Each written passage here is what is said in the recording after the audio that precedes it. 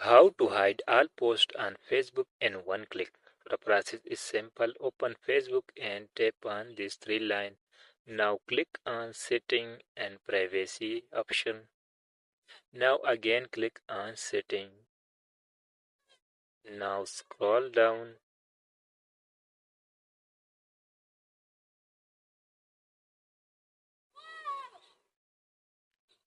Now click on activity log option.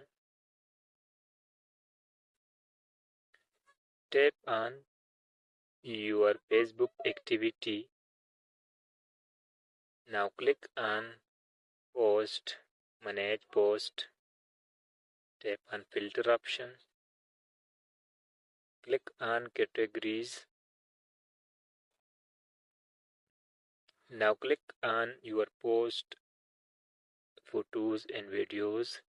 Here you will see all your posts. So select all and tap on these three dots.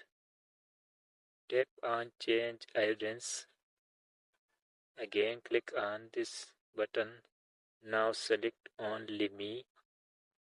Tap on change button. After that your all posts will be hide easily. Thanks for watching.